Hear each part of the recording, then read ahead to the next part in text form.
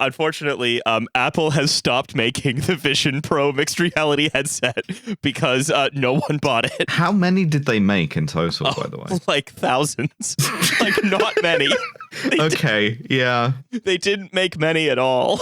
And then they're going to be like, It's a collector's item, yeah, you know? Yeah, and in 10 years time, I'm going to be wearing my like Apple Vision Pro, and people are going to be like, why do you have this? Why are you wearing this? And my answer is going to be, it says something about like society. Although the funny thing is you could conceivably do that with Google Glass because they are glasses, they're clear. But if you recall, the Apple Vision Pro, like it's opaque until it's on because it just maybe projects by a the screen. time they come back in, they're just going to normalize walking around not being able to see anything. You know, maybe we should. You know, I wonder whether like Will.i.am from the Black Eyed Peas just ruined like wearable glasses for everyone, because he was one who like sort of tried to do the thing first, right? And it was just very off-putting. And I do wonder whether like it's the curse of Will.i.am, but it's kind of caused us to just like a lot like the X Factor then. Yeah, like nothing that Will.i.am has ever endorsed has ever taken. He was a huge metaverse guy. Well, okay. Yeah. Okay. Yeah, he was a huge like metaverse booster as well. He was big into like into wearables. Hold on, I'm gonna search Will.i.am endorses and see what we what we're dealing with here. Will.i.am endorses. Well, he endorsed Hillary, so already as the first result, your theory is sort of like strong. He endorsed the concept of STEM education, which I think is also about as successful. Mega Upload, apparently. Endorsed Mega Upload? Yeah, in like 2011, along with Diddy and Kanye West. I don't know why. Mega Upload is still like a great place to get like bootleg kind of like out of print books and films and stuff. And so maybe he was right on that specific thing of it's a great way of like pirating stuff from questionable sites based in Russia. He endorsed ADHD, not like treating ADHD, not even like normalizing ADHD, but like he's like pro ADHD. He's like because apparently it like fuels his creativity, which cool. Will.i.am founded an AI startup called FYI. Man just loves letters. It still seems to exist as well. It is, wouldn't you know it, it's a productivity tool that's like a combination messenger and AI co-pilot. Says it combines messaging and collaboration tools with file management and content publishing features to create an all-in-one experience that makes creative teams more productive. You got to have ADHD for it to work, though. Yeah, well, it's a planner, basically.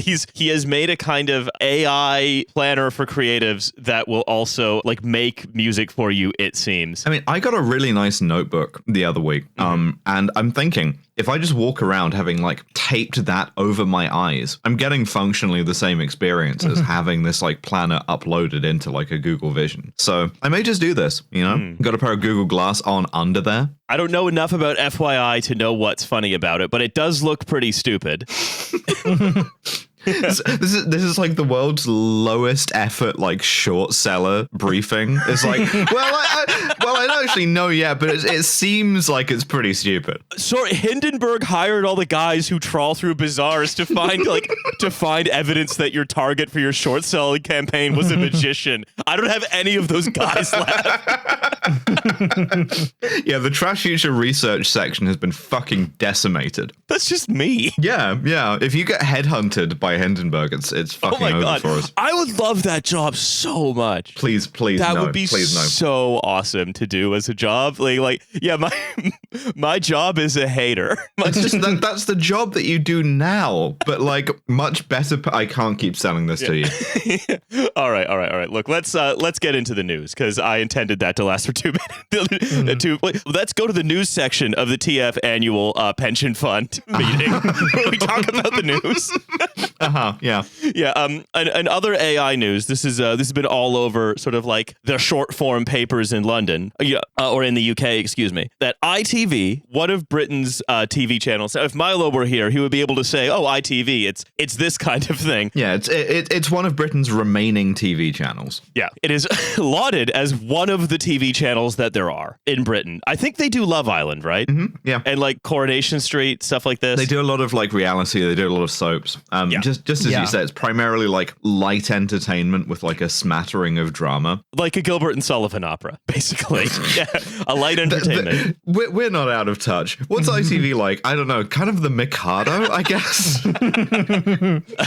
Pretty little girls from the Villa are we. That's not even in like ivory tower leftism. That's something far advanced of that. There's like an ivory tower above the ivory tower. That's like the fucking Gormenghast, of which the ivory tower is like one minor foothill. It's the ivory zeppelin, which is very quickly crashing. Yeah, just like dangling from the fucking, like a rope down from the ivory zeppelin to be like, I say, this is, this TV channel you have is very interesting. How does it relate to the works of Gilbert and Sullivan? I've just been reading more of the Aubrey Maturin books. I'm feeling very 19th century.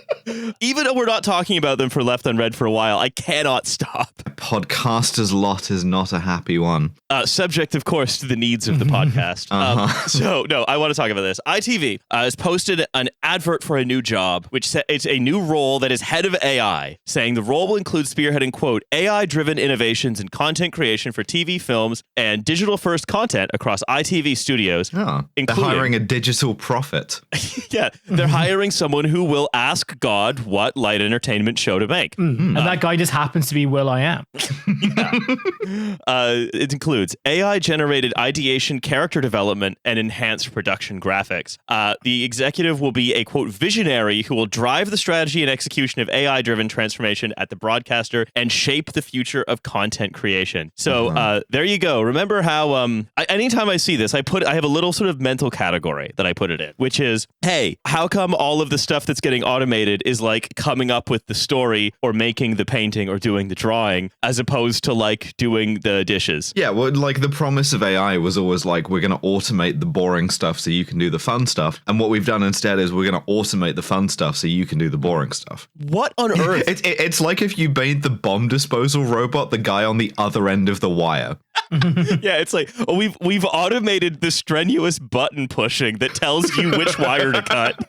Yeah, the bomb disposal crew roll up to the event and there's like a robot behind 50 layers of sandbags controlling a wire leading to like a guy who has to walk up to the bomb and like defuse it. Yeah, look, it's going to save you a lot of finger strain, I suppose.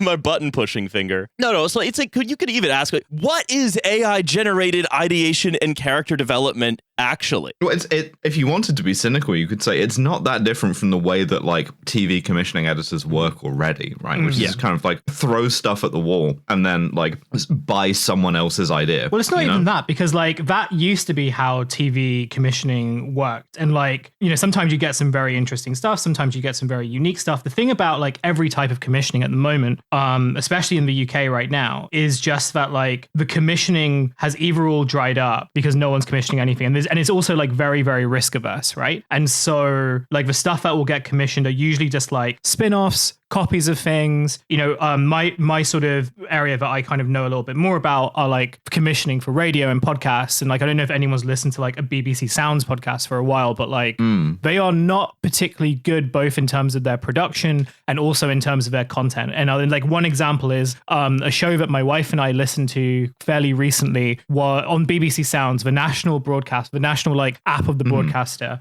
The National Podcasting Service. Well, basically, yes, right? Like in technical terms, they're one of their flagship shows is a true crime show where two people sit on a remote call, like what we're doing at the moment, and talk about true crime stories that they've read elsewhere. That's it. Jesus. I mean, like one of them is just like, here's a crime story that I've just read about, and they'll tell the story basically like in the first and only episode that we very begrudgingly got through because I was just so amazed by it was someone who began this like, well, here's what the Wikipedia says about this case. Oh, okay, very horribly. Like, now listen. A lot of fine podcasts. I'm sorry. What? I'll start again. But like the thing to bear in mind is that like there's no risk appetite to actually commission anything new, right? And so what the AI just sort of seems to be an extension in this ongoing process, where instead of you have a human being like, oh, you should do another true crime show about a true crime show, you'll have an AI that basically says that, and they might sort of throw in like, maybe you should get Ant and Dec on this true crime podcast. Maybe Ant Ant and Dec should do the true crime podcast where Ant tells Dec what he's read on Wikipedia. Or what if Ant and Dec committed a true crime? That'd be an interesting angle. Weirdly, I do have an Ant and Dec update, which is that they were peripherally involved with Mohammed bin Salman's like takeover of Newcastle United. What? Because there were some I don't know why I remember this. Some texts got leaked from like the promoter who was trying to or the PR who was trying to organize all this stuff for MBS, and she's like, "Oh, we'll get Ant and Dec to plug this on socials." Stay woke, right? Because if you think Ant and Dec's retweets are organic, they're actually being controlled from fucking Riyadh.